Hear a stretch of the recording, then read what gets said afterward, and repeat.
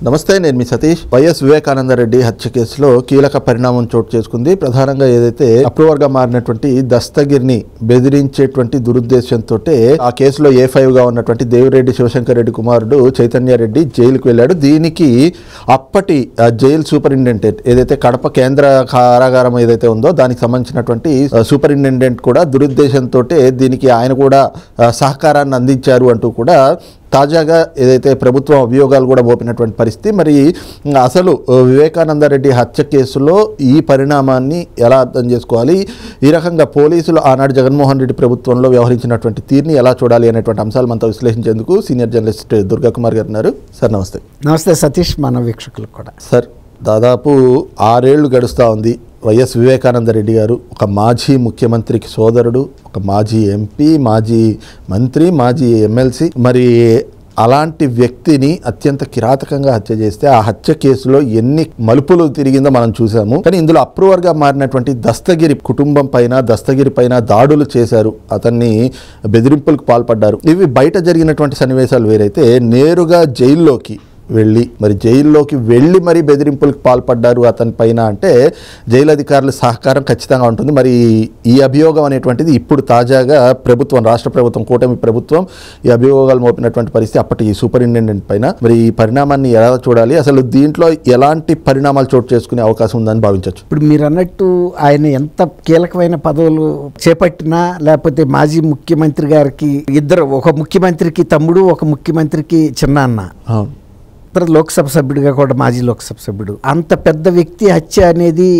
CBI చరిత్రలోనూ స్వతంత్ర భారత చరిత్రలో కూడా ఇదొక విచిత్రమైన పరిస్థితి. అది దారి డొంక దొరకటం లేదు. ఇప్పటికీ తెలియదని కాదు, ఎవరు చేశారో తెలుసు, కానీ చేసిన వ్యక్తులు చాలా బలమైన స్థానాల్లో ఉండటం వలన ఆ కేసు పురోగతి ముందుకు వెళ్ళనివ్వట్లేదు. ఇంకోటి ఏంటంటే, ఇన్వెస్టిగేటివ్ ఆఫీసర్ రామ్ సింగ్ మీదే ప్రైవేట్ కేసు పెట్టారు. తర్వాత కడప పులివెందుల్లో ఆ ఇన్వెస్టిగేషన్ కోసం సిబిఐ సిబ్బంది తిరుగుతుంటే డ్రైవర్ల మీద, ఇతర సిబ్బంది మీద దౌర్జన్యం చేశారు, బెదిరింపులకు పాల్పడ్డారు. తర్వాత సిబిఐ వాళ్ళు అరెస్ట్ చేయడానికి అవినాష్ రెడ్డిని కర్నూలులో వాళ్ళ మదర్ని హాస్పిటల్లో పెట్టాడని మిషతో హాస్పిటల్లో ఉంటే అరెస్ట్ చేయడానికి వెళ్తే ఆయన మొత్తం సాయుధుల్ని పెట్టుకుని ప్రాంగణం అంతా, గేట్ కూడా వీళ్ళని టచ్ చేయడం లేదు. తర్వాత ఇంకోటి ఏంటంటే సతీష్ గారు, సిబిఐకి స్వతంత్రంగా పోలీస్ ఫోర్స్ అనేది ఉండదండి.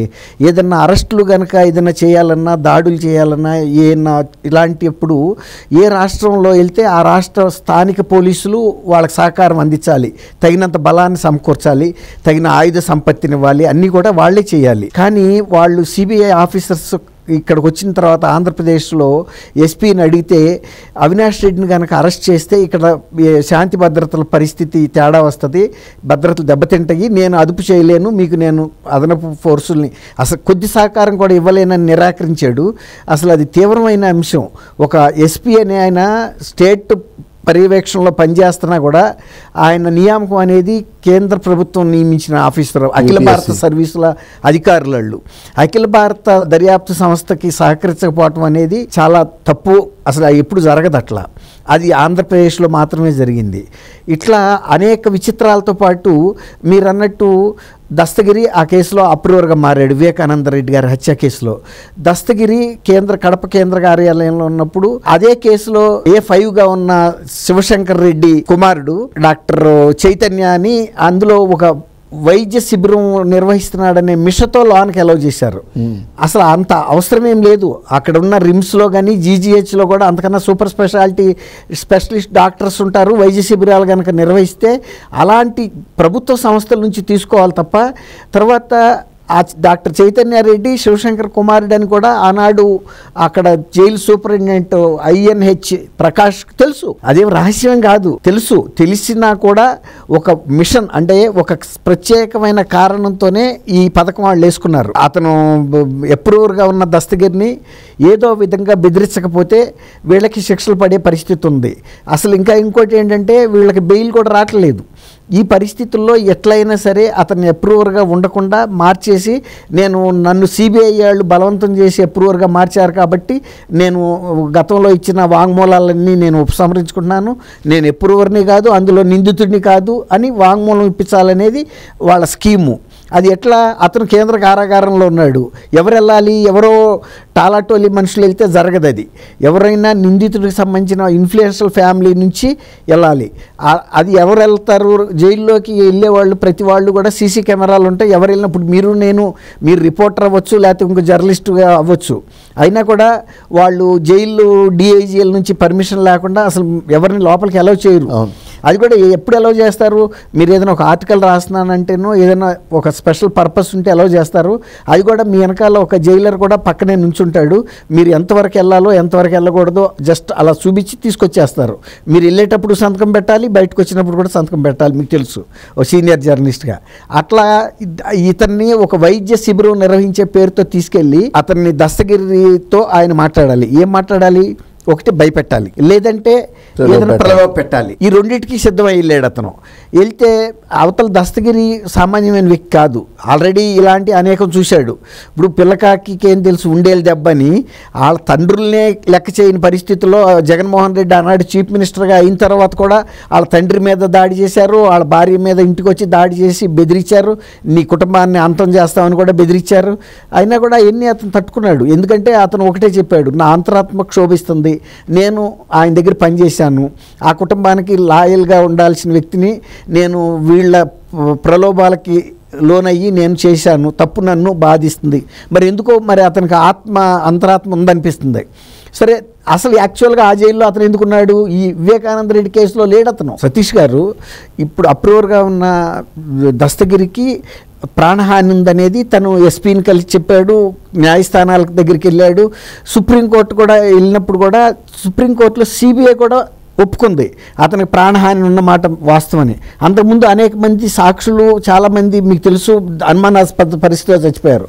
మరీ లేటెస్ట్గా అభిషేక్ రెడ్డి అనే వ్యక్తి ఎవరైతే శవానికి కట్లు వేశాడో ఆయన యువ డాక్టర్, అయినా అనుమానాస్పదంగా ఆయన కూడా అకాలంగా చనిపోయాడు చాలా చిన్న వయసులో, బిలో 40 years. ఇలాంటి పరిస్థితుల్లో అతను అక్కడ సెక్యూరిటీ అడిగేటప్పుడు ఇచ్చారు. ఈ సెక్యూరిటీని దుర్వినియోగం చేస్తున్నాడు, ఇతరులని భయపెడుతున్నాడు, పంచాయతీలు పెడుతున్నాడు, సెటిల్మెంట్లు చేస్తున్నాడని ఏవో కొన్ని ఎలిగేషన్స్ వచ్చిన మీదట సరే వాట్ ఎవర్ ఇట్ ఈజ్ అతను ఆ జైల్లో ఉన్నాడు. జైల్లో ఉన్నప్పుడు ఒక వివేకానంద రెడ్డి గారు కేసులో A5గా ఉన్న శివశంకర్ రెడ్డి కొడుకుని చైతన్య రెడ్డిని అక్కడ వైద్య శిబిరం పేరుతో అనుమతి ఇచ్చినప్పుడు వెళ్ళి అప్రోచ్ అయ్యి అతను బెదిరించాడు. బెదిరించినప్పుడు ఇన్సిడెంటల్గా ఆ సందర్భంలో బీటెక్ రవి కూడా అదే కేసులో ఏదో ఇష్యూలో ఉన్నాడు. చాలా కేసులు పెట్టారు కదా, ఉన్నప్పుడు అతను కూడా చూశాడు. తర్వాత ఇప్పుడు వీళ్ళు కండిషనల్ బెయిల్ మీద ఉన్నప్పుడు కూడా సుప్రీంకోర్టు ఏం కండిషనల్ పెట్టిందంటే, ఎవరైతే ఈ కండిషనల్ బెయిల్ మీద ఉన్నారో, అరెస్ట్ కాకుండా ఉన్నారో అవినాష్ రెడ్డి వాళ్ళు ఎవరైనా సరే, మీరు బయట ఇందులో అప్రూవర్స్ని కానీ నిందితులను కానీ ప్రలోభ పెట్టడం కానీ భయపెట్టడం కానీ వాళ్ళ మీద దాడులు చేయటం కానీ ఏ విధంగా ప్రభావితం చేసినా కూడా మీకు ఇచ్చిన బెయిల్స్ రద్దవుతాయి. తర్వాత మిమ్మల్ని బయట ఉంచే పరిస్థితి ఉండదు, అరెస్ట్ అవుతుందనే ఒక కండిషన్ ఉంది. ఇప్పుడు ఆ కండిషన్కి సంబంధించి ఇప్పుడు ఒక పిటిషన్ కూడా సుప్రీంకోర్టులో ఉంది. తర్వాత సిబిఐ ముందు బీటెక్ రవి కూడా వాంగ్మూలం కూడా ఇచ్చాడు. రెండోది ఏంటంటే, ఇవన్నీ కూడా సీసీ ఫుటేజ్ కెమెరాల్లో నిబిడీకృతమై ఉన్నాయి. ఇప్పుడు అది తీసినా కూడా కేసులో ఖచ్చితమైన ఆధారాలను ఇతను అప్రోచ్ అయ్యాడు. వెంటనే దస్తగిరి బయటకు వచ్చిన తర్వాత కూడా చెప్పాడు, ఫలానా రోజు ఫలానా టైంలో శివశంకర్ రెడ్డి కొడుకు డాక్టర్ చైతన్య నన్ను అప్రోచ్ అయ్యాడు, నన్ను ఈ విధంగా బెదిరించాడు, లేదంటే నేను ఇన్ని కోట్ల రూపాయలు ఇస్తాను, నువ్వు సైలెంట్ అయిపో, నువ్వు అప్రూవర్గా ఉండొద్దు, ఈ కేసులో మా వాళ్ళకి శిక్షలు పడేటట్టు ఉంది, బెయిల్ కూడా రావటం లేదు, జైళ్ళల్లో వాళ్ళు బయటకు రాలేకపోతున్నారు, తర్వాత ముందస్తు బెయిల్ రావటం లేదు అని తీవ్రంగా బెదిరించాడు. ఇది రహస్యంగా జరగలేదు, ఒక సీసీ కెమెరాల్లో ప్రతి ఇంచి కెమెరాల్లో ఉన్నాయి. దీంట్లో సూపరింటెండెంట్ ప్రమేయం కూడా ఉంది, వాళ్ళ ప్రమేయం అంటే జైల్లో సిబ్బంది ప్రమేయం లేకుండా ఇది జరగలేదు అని చెప్పాడు. అయితే ఏంటంటే, ఇప్పుడు ఈ కేసులో ఉన్నటువంటి ప్రకాష్ ఆల్రెడీ ఇప్పుడు తిరుపతిలో I think jail reformation training academy దాంట్లో డైరెక్టర్గా పనిచేస్తున్నాడు ఇతను, ఇక్కడ తిరుపతిలో అనుకుంటా. ఇప్పుడు ఆయన మీద కూటమి ప్రభుత్వం కేసు ఫైల్ చేసింది. దీనికి సంబంధించి సిబిఐ దగ్గర ఆధారాలు ఉన్నాయి, తర్వాత జైలు ప్రాంగణంలోనూ ఆధారాలు ఉన్నాయి, తర్వాత ఒక మన బీటెక్ రవి లాంటి వ్యక్తి కూడా దీని మీద సాక్ష్యం కూడా ఇచ్చాడు. ఇవన్నీ కూడా సింక్ అవుతున్నాయి, సింక్రనైజేషన్ అవుతున్నాయి. ఈ పరిస్థితుల్లో ఖచ్చితంగా నేను అనుకోవటం, ఈ ఎవరైతే ముందస్తు బెయిల్ మీద ఉన్నారో వాళ్ళ ముందస్తు బెయిల్ రద్దు అయిపోతుంది. కండిషన్స్ని వాళ్ళు ధిక్కరించారు. అసలు అప్రూవర్ దగ్గరికి వెళ్ళాల్సిన అవసరం ఏముంది? ఎక్యూజ్డ్ వెళ్ళకపోయినా ఎక్యూజ్డ్ కొడుకు వెళ్ళినా కూడా ఎక్యూజ్డ్ వెళ్ళేంత ఎఫెక్టే అది, వాళ్ళ కుటుంబ సభ్యుడే కదా. తర్వాత తీవ్రమైన బెదిరింపులకి ఎక్కడ చేశారు? జైలు ప్రాంగణంలో. జైలు ప్రాంగణం అనేది ఒక సెక్యూరిటీ ప్లేస్. ఏ కేసులో ఏ ముద్దాయి ఉన్నప్పటికీ కూడా అక్కడికి వెళ్ళి ప్రభావితం చేశారు అంటే వీళ్ళ రాజకీయంగా ఎంత శక్తి ఉండబట్టి వాళ్ళు లోపలికి వెళ్ళారు, ఎంతమంది కుమ్మక్కయ్యారు అనేది అర్థమవుతుంది కదా జైలు సిబ్బంది. ఇది తీవ్రమైన అంశం. అందులో ఇది సుప్రీంకోర్టు పరిశీలనలో ఉంది. కేసు మొత్తం కూడా సిబిఐని అడిగినప్పుడు కూడా సిబిఐ కూడా ఒప్పుకున్న మాట కరెక్టు, ఎవరికి ఇతను దస్తగిరికి ప్రాణాపాయం ఉందని. అలాంటప్పుడు ఒక నిందితుడికి చెందిన కుమారుడిని పంపించడం అంటే లోపలికి ఓ రకంగా ప్రాణహాని జరిగినా కూడా జరిగేదే, మనం తక్కువ అంచనా వేయలేం. ఇప్పుడు ఏదో మెడికల్ ట్రీట్మెంట్ పేరుతో అతనికి ఏ పాయిజనస్ ఇంజెక్షన్ ఇచ్చి ఉన్నాడు అనుకోండి, అతని పరిస్థితి ఏంటి? ఇప్పుడు ఏదైనా జరగవచ్చు. గతంలో మొద్దుసీనుని హత్య చేసి రాజశేఖర రెడ్డి ముఖ్యమంత్రిగా ఉన్నప్పుడు పరిటాల రవి గారి కేసులో ఎక్యూజ్డ్ 1గా ఉన్న మొద్దుసీన్ని మర్డర్ చేయటం ద్వారా ఆ కేసుకు సంబంధించిన సాక్ష్యాలన్నీ కూడా చెరిపేసినట్టు అయింది. అట్లా ఏదైనా సంభవమే. ఇది తీవ్రమైన అంశం కాబట్టి నేను అనుకోవటం సుప్రీంకోర్టు ఎవరికైతే కండిషనల్ బెయిల్ ఇచ్చిందో అవి రద్దు అయితే కనుక వీళ్ళు ఎక్యూజ్డ్ అంతా కూడా లోపలికి వెళ్ళాల్సి వస్తుంది. ఒక ఎక్యూజ్డ్ చేసినా కూడా అది అందరికీ వర్తిస్తుంది, అంతేగాని శివశంకర్ రెడ్డి ఒక్కడికే అని కాదు, వాళ్ళందరికీ కూడా ఈక్వల్ కండిషన్స్ అప్లై అవుతాయి ఎక్యూజ్డ్ అందరికీ. అది పరిస్థితి. కాబట్టి తీవ్రమైన అంశంగానే పరిగణించాలి సతీష్ గారు. థ్యాంక్ యూ సతీష్ గారు, మన వీక్షకులు కూడా.